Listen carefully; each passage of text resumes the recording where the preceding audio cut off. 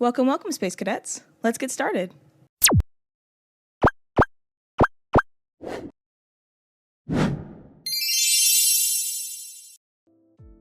It's your girl Mocha, and today, as promised for those who watched the last video, we're diving deep into the lore of the Heartwell Hymn, specifically the creatures that roam this world. I, your gracious captain, will be drawing while I spill the details, so grab a snack, get comfy, and let's talk about the fantastical beings that call this world home.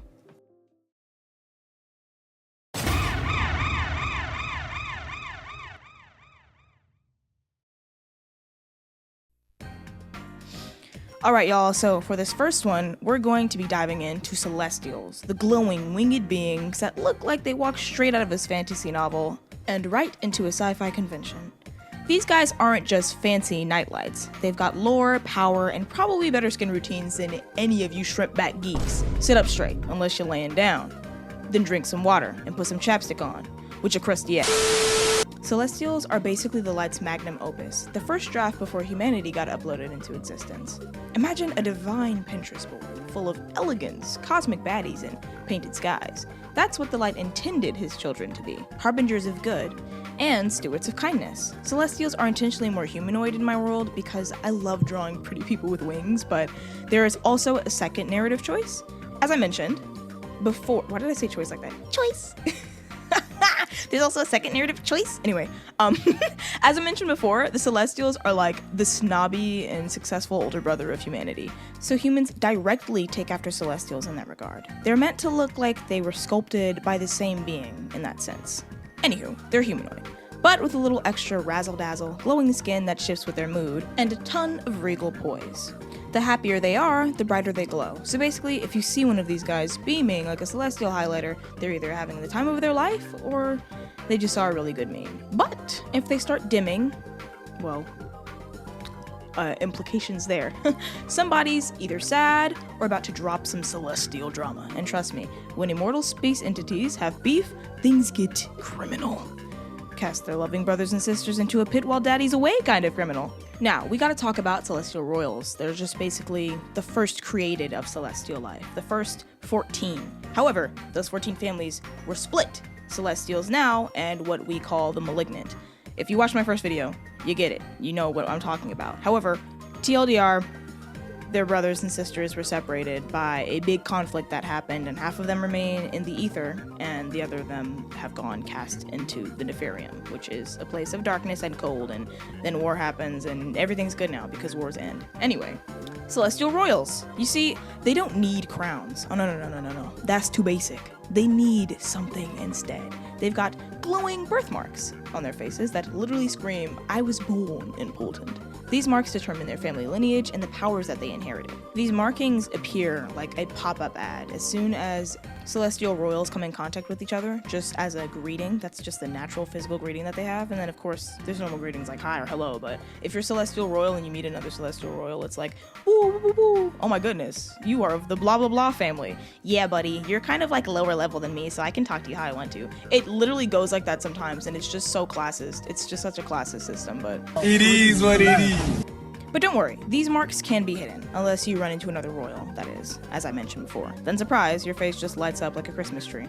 Now, Celestials don't just look otherworldly, which they don't entirely, they just look like people wearing costumes, but they've got some pretty insane abilities. Let's break them down.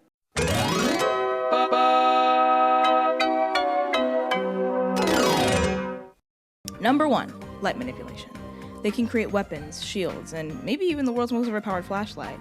Need to blind your enemies? Flashbang. Need to heal a friend? Warm glow. Need to make shadow puppets? Infinite possibilities. Number 2, healing. Celestials don't need first aid kits. They just channel the divine Wi-Fi signal straight from the ether, and boom, wounds gone. Your insurance? Irrelevant. Although, healing times wager on a few factors.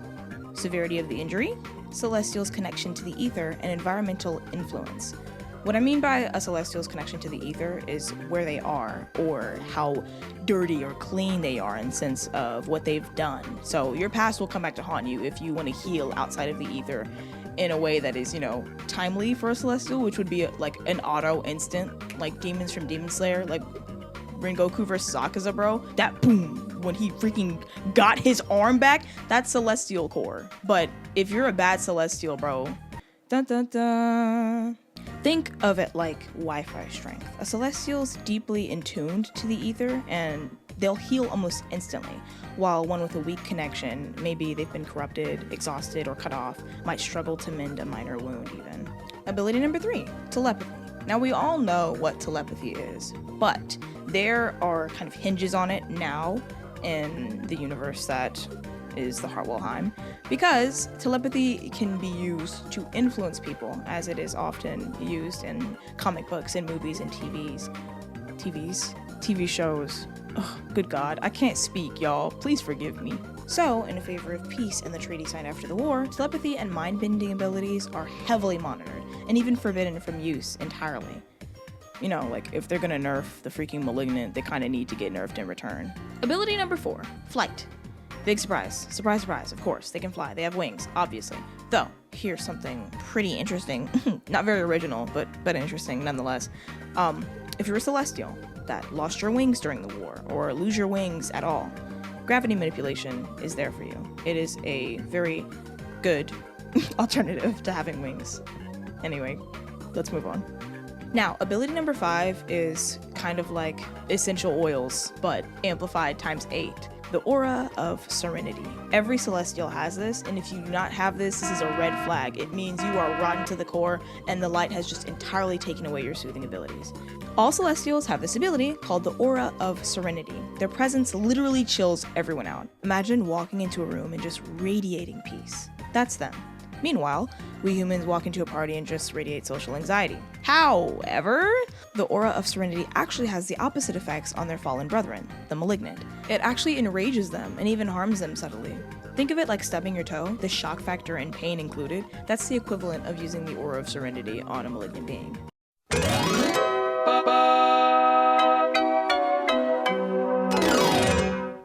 Celestials. Humans love them. Malignant beings kind of loathe them a little bit. They're the light's first draft of humanity, and instead of getting taxes and bad knees, they got wings and cosmic Wi-Fi. Are they overpowered? Maybe. Do they look cool while doing it? Absolutely.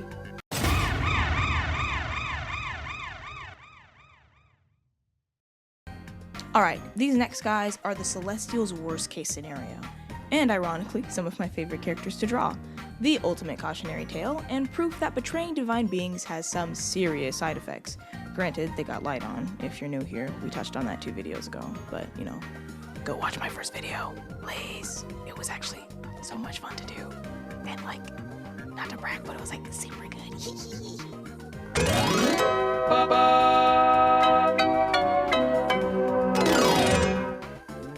Once upon a time, the Malignant were just the Celestials, shiny and radiant, vibing with the light, but then, oh boy, they messed up big time with it, because hey, what did they do?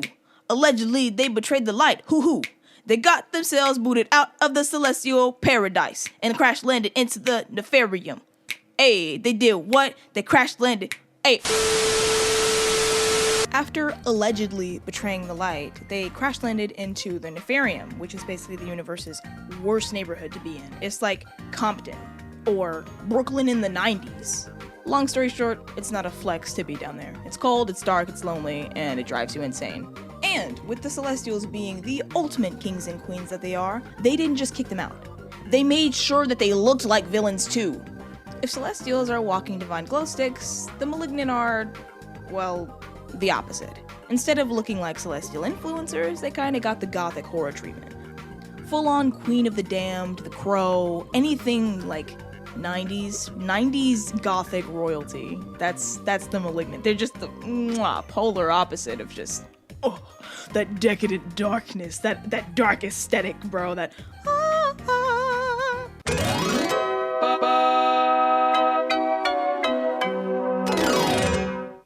Horns? Check. Tails? Yeah. Claws? You bet. Glowing eyes full of rage and inner torment? Of course. Their whole aesthetic is angry, abandoned, and ready to jump a pack of 6th graders. Their faces? Sharp, angular, and full of edge. Their skin? Scarred or tattooed with the remnants of their transformation from becoming demonic creatures and having been beautiful celestials beforehand. Basically, if you ever see one, run. Oh, and of course, I cannot forget the honest of the damned. Sounds terrifying, right? Because it is.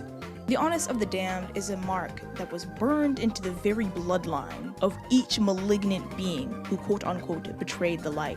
It's like a reminder to every malignant being that their ancestors screwed up big time. So anytime someone's born from that bloodline, done, there's the mark. You go have kids with a human being, done, the mark's on them too. Half, whatever, it does not matter. No escaping it, no covering it up, it's written in their DNA, like a cursed birthmark. The Honest of the Damned is permanent, even after the treaty was signed. And I know your question. Why though? Celestials still don't entirely trust the Malignant, so in order to remind their wayward cousins of their past trespasses, they wear their rebellion to be reminded of the war, their hatred, everything that they felt during that time, and just what they would be losing and throwing away if things were to devolve into chaos again. Yeah, war times were not fun, unless you were Lucius. Bro was insane.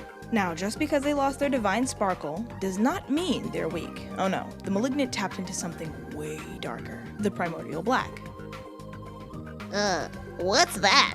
You might be asking. And I'll tell you. Oh, it's just an ancient, mysterious, and probably very evil power source that makes them incredibly OP. This energy gives them the ability known as Netherus. Now, to know what Netherus is, you have to know what Flux is, and Flux is just the manifestation of power in this world. Flux is basically a word for magic. Flux is the word for magic in this world. So in the comic, when it comes out, if you see someone say, "My flux was very strong today," oh yes, they're just talking about their magic, or mana, or magic with a K, whatever you prefer. But magic equals flux, and flux equals magic. We good? We're cool? Yay, okay, I can explain the rest of it. Now, Netherus varies from malignant to malignant. Each one has its own perks, its own form, like it takes different shapes, like in Jujutsu Kaisen, how cursed energy is like different for everybody, and there's like lineages that have a specific form of cursed energy. It's basically the same system. It's like the same power system. However, every malignant is born with a set of base energy, and that is what we're going to be talking about, the main power set.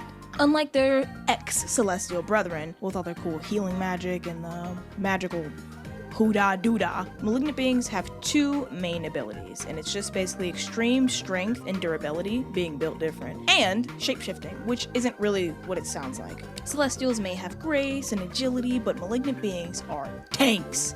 They're stronger, tougher, and can punch like a big body Tonka truck strapped to Optimus Prime's fist. Celestials might be fast, but malignant beings, they hit like a cosmic freight train. Now back to the shapeshifting. These guys can alter their forms, taking on a monstrous, animalistic appearance for battle or intimidation. Ever just wanted to scare somebody by transforming into a giant monster? Yeah, they can do that. But wait! There is a catch. After the war, shapeshifting into their full malignant forms was banned, under the treaty signed 3 months post-war. So, technically, they're not allowed to go full beast mode anymore. Do they exactly follow this rule? I will let you guess. However, if you are in a position of power, like being on the Malignant Congress, you are absolutely forbidden. That is against the law, because all Malignant Congress members are people who were like directly involved with the war. So to display your most monstrous form is just like a sign of, I don't care anymore, let's start fighting.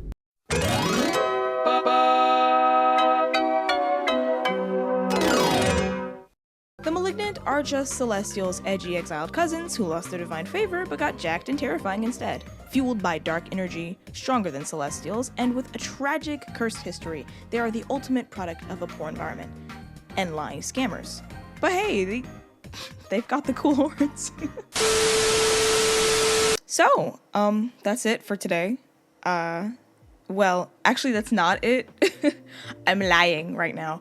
I actually filmed and recorded everything for filmed? Girl, shut up. You're an art YouTuber and you don't show your face. I actually recorded audio for this whole segment, the whole entirety of the creatures in the Heartwell Hymn. But you know what happened?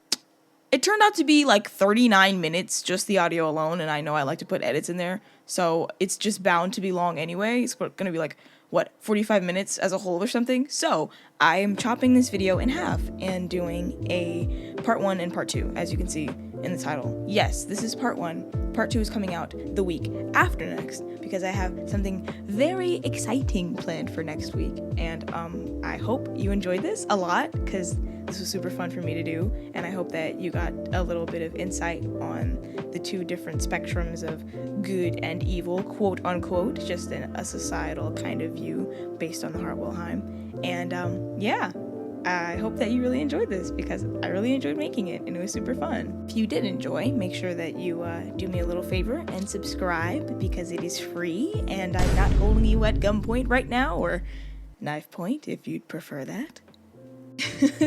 My shenanigans aside, if you made it all the way to the end, make sure you drop a comment and say which creature out of the 2 that I've shown so far is like your favorite design-wise and lore-wise and just as a whole. And as always, stay creative, stay healthy, and have a blessed rest of your day.